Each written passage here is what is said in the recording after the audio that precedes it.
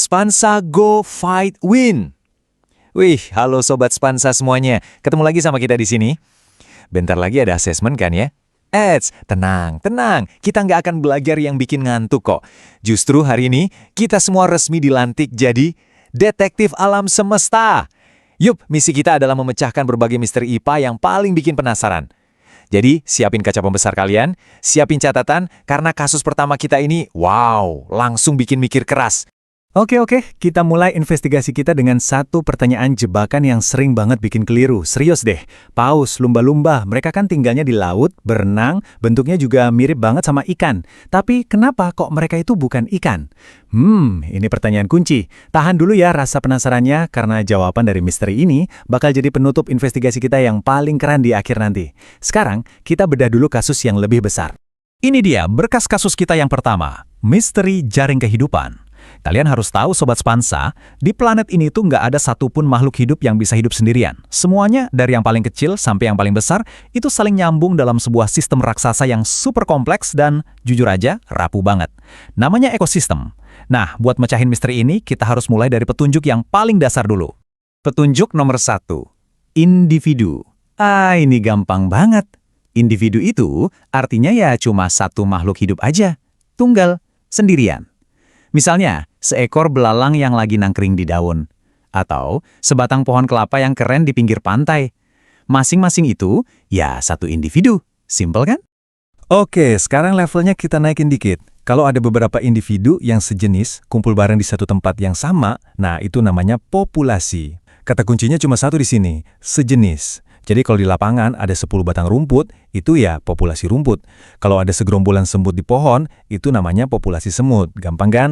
Dan ini dia puncaknya. Waktu berbagai macam populasi tadi hidup bareng di satu tempat, saling ketemu, saling ngobrol, saling berinteraksi, terbentuklah yang namanya komunitas. Coba deh bayangin sawah itu kayak sebuah kota yang super sibuk. Ada populasi padi, ada populasi katak yang tugasnya makanin serangga, ada juga populasi ular. Semuanya hidup bareng di situ. Itulah sebuah komunitas. Nah, ini dia pertanyaan inti dari kasus kita, Sobat Spansa. Pasti pernah lihat gambar piramida makanan, kan? Tapi pernah kepikiran nggak, kenapa sih rumput atau tumbuhan yang ada di paling bawah itu jumlahnya harus banyak banget, sementara elang yang di puncak piramida jumlahnya kok sedikit? Jawabannya itu cuma satu kata, energi. Jadi gini, setiap kali ada yang makan, misalnya rumput dimakan belalang, sekitar 90% energinya itu hilang jadi panas. Cuma 10% yang kesimpan di tubuh belalang. Makanya, butuh energi dari ribuan rumput cuma buat ngasih makan ratusan belalang. Dan butuh energi ratusan belalang cuma buat beberapa ekor katak, dan begitu seterusnya sampai ke puncak. Masuk akal banget kan? Oke, sekarang kita masuk ke skenario tempat kejadian perkara yang, lumayan bikin merinding. Bayangin deh, komunitas sawah yang tadinya adem ayem itu tiba-tiba duar. Semua katak di sawah itu dibasmi sama manusia. Apa yang bakal terjadi selanjutnya? Ini bukan cuma soal satu populasi yang hilang loh. Ini adalah pemicu dari sebuah bencana. Inilah efek domino yang pertama. Ngeri banget. Siapa sih yang biasanya makanin belalang? Yap, katak. Nah, karena sekarang nggak ada lagi katak yang mau buru mereka, populasi belalang bakal meledak. Jumlahnya jadi super banyak, nggak terkendali. Kayak tsunami hama yang menyerbu seluruh sawah. Dan inilah puncak bencananya. Tsunami belalang tadi bakal makanin semua tanaman padi sampai ludes, nggak bersisa. Petani gagal panen total. Terus, ular yang makanannya katak gimana? Mereka kelaparan massal. Populasi ular bisa menurun drastis. Atau yang lebih parah, mereka mulai masuk ke rumah-rumah warga buat cari makan. Tuh kan, cuma karena ngilangin satu bagian kecil aja, seluruh sistemnya bisa hancur berantakan. Ini bukti nyata betapa rapuhnya keseimbangan alam itu. Selain makan dan dimakan, ada banyak cara lain loh makhluk hidup itu berinteraksi. Kita sebutnya simbiosis. Kita intip dua contoh unik ya. Ada yang jahat, namanya parasitisme. Contohnya, cacing pita di usus kita. Cacingnya sih untung dapat makanan gratis, tapi kitanya jadi rugi, jadi sakit. Terus ada juga yang cuma numpang lewat tapi nggak nyusahin. Namanya komensalisme. Kayak bunga anggrek yang nempel di pohon. Dia cuma butuh tempat buat nangkring biar kena matahari, tapi pohonnya sendiri nggak rugi apa-apa. Oke, para detektif, kasus pertama berhasil kita pecahkan. Sekarang kita buka berkas kasus kedua, kode rahasia ilmuwan. Kalian tahu nggak, di dunia ini ada jutaan spesies. Terus gimana caranya ilmuwan dari seluruh dunia bisa ngomongin satu makhluk yang sama tanpa salah tunjuk? Nah, jawabannya ada di sebuah sistem kode super jenius yang diciptakan oleh seorang ilmuwan hebat bernama Carolus Linnaeus. Yuk, kita bedah kodenya. Dan inilah dia kunci dari semua kode rahasia itu, binomial nomenklatur, atau gampangnya tata nama ganda.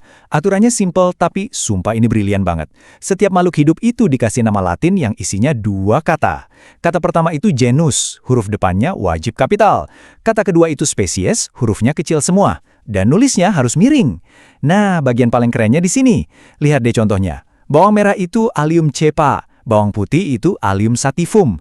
Karena kata pertamanya sama-sama Allium, ini adalah bukti kalau mereka berdua itu kerabat dekat. Keren banget kan? Sistem ini jadi kayak bahasa universal buat para ilmuwan.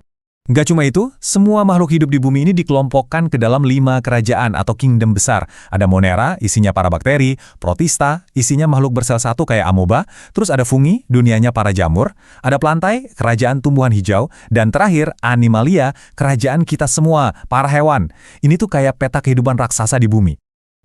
Tunggu deh. Coba lihat lagi petanya. Ada yang aneh nggak? Jamur punya kerajaan sendiri? Bukannya jamur tuh kayak sejenis tumbuhan ya? Kan sama-sama tumbuh di tanah, diem aja gitu. Hati-hati Sobat Spansa, ini adalah pertanyaan jebakan klasik yang sering banget bikin orang salah kaprah. Jebakan. Ini dia fakta yang bakal bikin kalian kaget. Dengerin baik-baik ya. Jamur itu sama sekali bukan tumbuhan. Ada 2 bukti kuncinya. Pertama, tumbuhan itu bisa masak makanan sendiri pakai fotosintesis karena punya klorofil. Jamur nggak punya klorofil sama sekali.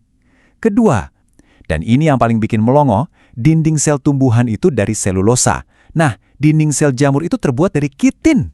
Kalian tahu kitin itu apa? Zat yang sama yang bikin cangkang kepiting atau serangga jadi keras.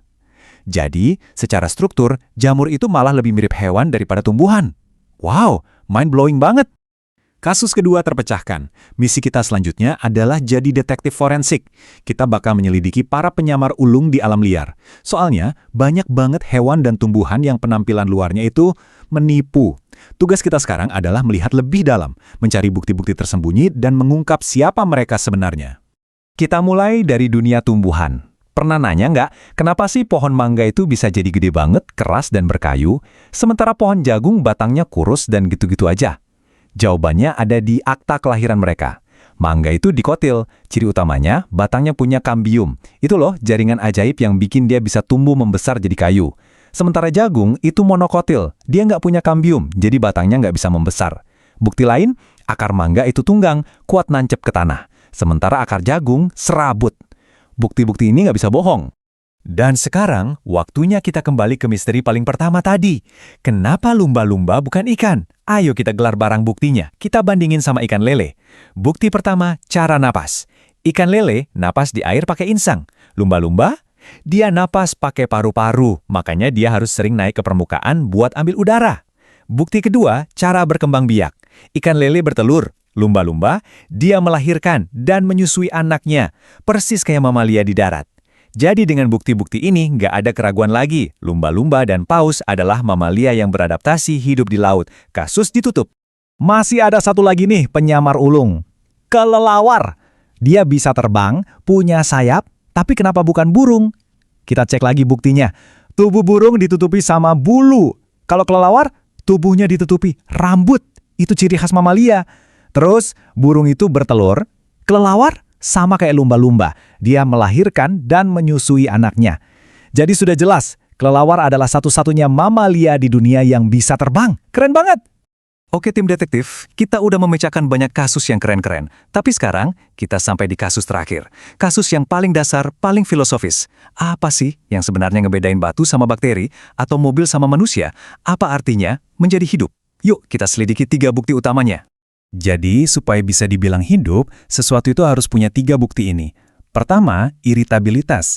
Artinya, dia peka sama rangsangan dari luar dan bisa merespons. Kedua, dia butuh energi dan nutrisi, alias butuh makan minum. Dan ketiga, dia harus berespirasi atau bernapas buat mengubah makanan jadi energi.